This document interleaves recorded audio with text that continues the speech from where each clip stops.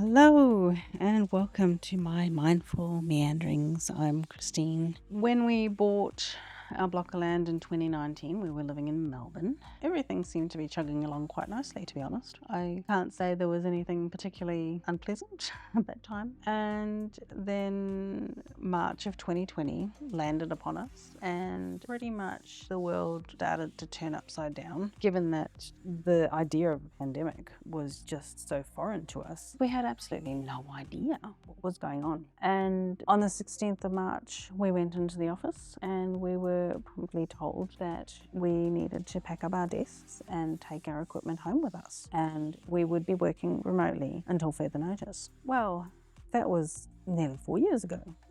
Seems bizarre, but that was the reality at the time. Anyway, if you lived through 2020, I don't need to tell you. And if you lived through 2020 in Melbourne, I really don't need to tell you, because it was a bad dream. On the flip side, I started working remotely, which is something I had been wanting to do for a really long time. And for multiple reasons, it never happened. Once we were forced into a position where remote work was mandatory, it changed the makeup of existing businesses. And it's phenomenal. Like, now I think about where we're at, and I think it's one of the most fantastic things that came out of that situation. I am incredibly grateful because my husband and I, we never had any issues with work. We were employed the entire time through that situation, and we do know a number of people who were unable to work due to the type of work that they did, and it made it really hard for a lot of people. And so that's one of my silver linings. I'm incredibly grateful that both of our places of employment were able to pivot and allow us to continue to work with them during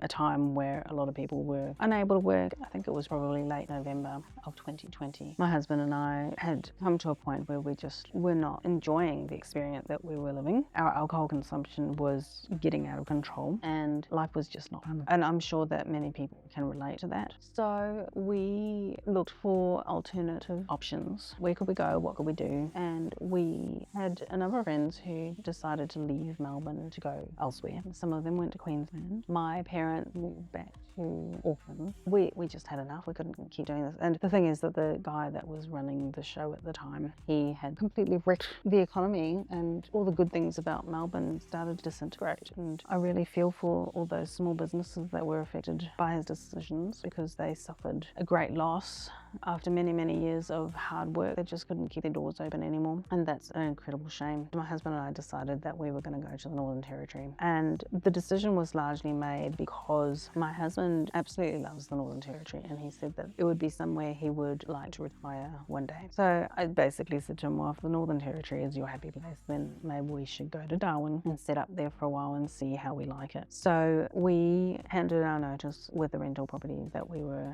living in December, with the intention of moving out in February. And at that time we were applying for rental properties in Darwin, and we could not find one for love nor money. When we did find one that might work for us, we were denied because we weren't in the territory, and any of the others that we found that looked like they were potential opportunities were snapped up so quickly. But so it was a time when there was a mass exodus from Melbourne in particular into other parts of Australia and internationally, because people were going home. Immigrants were going back to speak with their families and stuff like that. But anybody who had the means to leave Melbourne made the change, and we moved with them. And so our choice, being the Northern Territory, did have its challenges. I know for many people who chose to go to Queensland had similar challenges, and trying to find a rental property was extremely difficult. And one of the reasons we actually decided not to come to Queensland instead of the Northern Territory was because of the government restrictions. There was an expectation that you would need to quarantine, and you'd have to pay for that quarantine, which was an exorbitant amount of money, mostly because they forced you to stay in high-end hotels like the Novotel and Accor and all that sort of stuff. Beautiful hotels, but when you're locked in a room with no windows, it's freaking awful for 2 weeks. I mean, why would you do that? So I understand that the territory did it at times as well, but when we moved, we weren't subject to that. We were expected to leave our rental property on Friday, and we had everything packed up and ready to go, and we were literally sleeping on a blow-up mattress in our bedroom. And on Thursday, an announcement was made that there would be a lockdown for 2 weeks, and we were expected to move out of the property on the Friday, and somebody else was due to move in on the Saturday. Like, well, we just can't do that. And I'm very, very grateful to some friends of ours ours who allowed us to stay at their place for a night so that we could finalise things and get out of Melbourne before we were completely locked in. We had to stay in the state because South Australia wouldn't let us through the border, and if they did let us through the border we would then have to quarantine, and it was this whole palaver. Anyway, we promptly decided to choose a small town which would let us stay. So we stayed in Port Fairy for, it must have been a fortnight, until the borders opened and we were allowed to cross up to Darwin much quicker than we had initially planned because our timelines had been completely kiboshed. But in saying that, we had a fabulous time. We went and we visited South Australia. We caught up with some friends of ours who were living there at the time, and then we travelled up the centre. We stayed in Cooper Pedy for a night, and then we went to Alice Springs and Tennant Creek and Mataranka before finding ourselves in Darwin. I am sorry that we didn't have the time to go and see Uluru. It was originally on our list to do, but as I say, plans changed. We eventually found ourselves in Darwin, and within a couple of days of getting there, our settlement on our property came through, so we were able to move straight into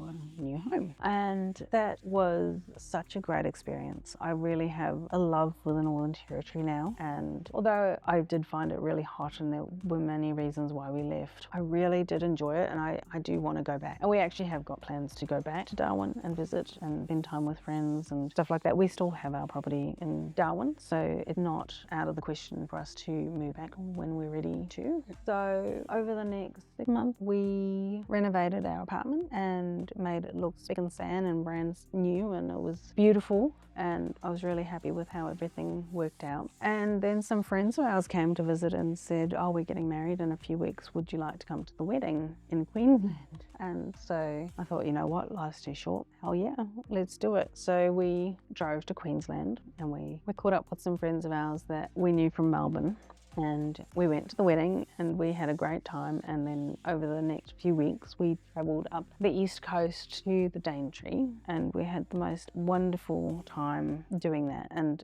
if I had my time again, I'd do it all over again because that was just wonderful. We got to Daly waters and my husband got bitten by a brown snake, and we were literally in the middle of nowhere, and that in itself is a story that I'll have to tell another time, but that was quite frightening. Anyway, he's still alive, everything's fine.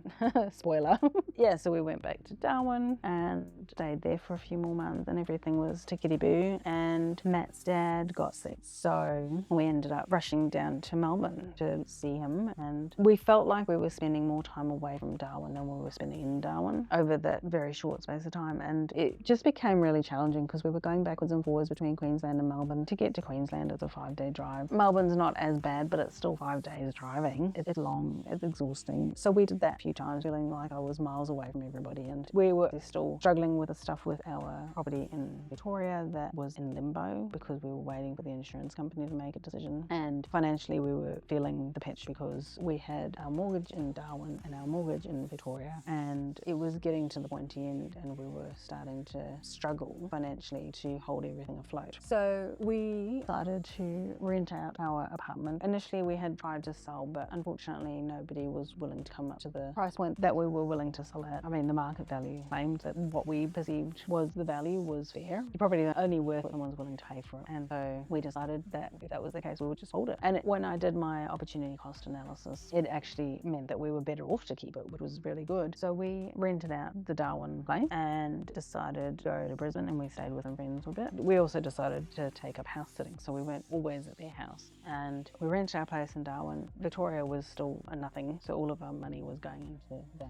And whatever we had spare, we were giving to our friends to help cover any expenses that we incurred living at their place, and we were house sitting. And that opened a door to our lives, which was really new and interesting and exciting. It was tough though, because we had a lot of stuff.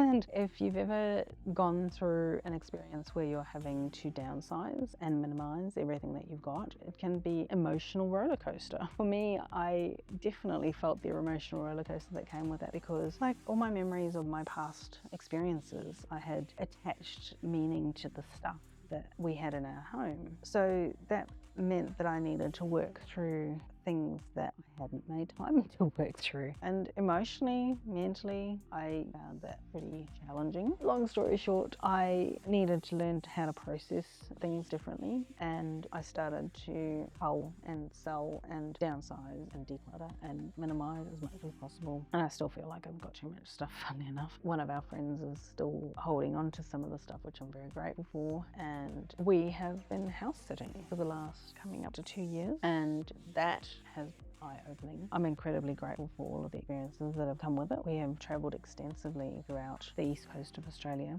For example, at Christmas time, at the end of 2023, Bundaberg footprint for 6 weeks, and then we got another house that was in a place called Bargara, which is close to Bundaberg, and we had the most wonderful experience. In that time, it gets very hot there. If people don't know, the humidity is intense. I don't remember Darwin being as intense, although I'm pretty sure it is intense in the wacky season. Anyway, while we were there, we had the most amazing experiences, and part of the reason for choosing to house sit in that area was because it is turtle laying and hatching season. So we positioned ourselves to be able to experience that. Not a lot happened for the first few weeks, admittedly. We kept missing various opportunities, although in saying that, we had seen a lot of evidence showing that turtles had been coming up and laying their eggs, and it wasn't until the last couple of weeks that we were there that we booked ourselves in to go on a turtle encounter at the Repos sanctuary, and that was mainly because we were in a much closer proximity to Repo at the Bargara house compared to the one in Avondale. Avondale was an hour's drive away. We had booked ourselves in for 2 turtle encounters because, being nature, you just never know what's going to happen, and I was super grateful because our first turtle encounter was just magical. We got called quite early in the evening, and we went out and we watched a mum turtle laying. These are loggerhead turtles that we were observing, and that was pretty special. And then we hung around because we'd gotten through early. We hung around and we waited to see if something would happen a bit later, and we were very fortunate to get an opportunity to go out for another turtle encounter. And on the second turtle encounter, we watched some hatchlings coming out of the nest and going into the water. So that was so magical. If you have not experienced a turtle encounter, I highly recommend it. That was January of 2024. I don't know that it would have happened if our life hadn't thrown these curveballs. So many wonderful opportunities in the last couple of years. We've been able to go to our friend's wedding on Kangaroo Island, had this sort of situation, not like with being able to work remotely and all the rubbish that's happened to us. I don't know that it would have been as easy and we would have been as flexible to have done it in our old worlds, but now everything's so much more accessible. I'm even thinking about where I am now. So I'm currently house sitting in Mount Eliza in Melbourne, looking after 2 beautiful dash hounds in this immaculately gorgeous home that our friends own, and I would never have met them if we hadn't been house sitting. So I've come down to Melbourne for my friend's birthday, and this couple asked if I would stay a bit longer to look after their dogs, and so that has been fabulous because, I mean, if someone were to rent this home or on Airbnb or even as a standard rental, it would be worth an absolute fortune. So I'm incredibly grateful because I get to hang out with these fun little characters and look after this home as a benefit. And yeah, I mean, there's been so many wonderful experiences on this journey, and the next chapter is looking really exciting. So I'm really looking forward to sharing that with you, and I'm going to call it a night. I want to thank you so much for listening. I hope that the information I've shared is helpful and that you can get a few gems out of it. I know that it's probably a peek into someone else's life that you might not have otherwise seen, so hopefully you enjoyed the stories. Yeah, I'll leave it at that for now. Thank you so much. You are so much appreciated in my world, and I wish you all the love, success, happiness and adventures that this world has to offer, and I look forward to sharing something with you very soon. Take care for now. Good night.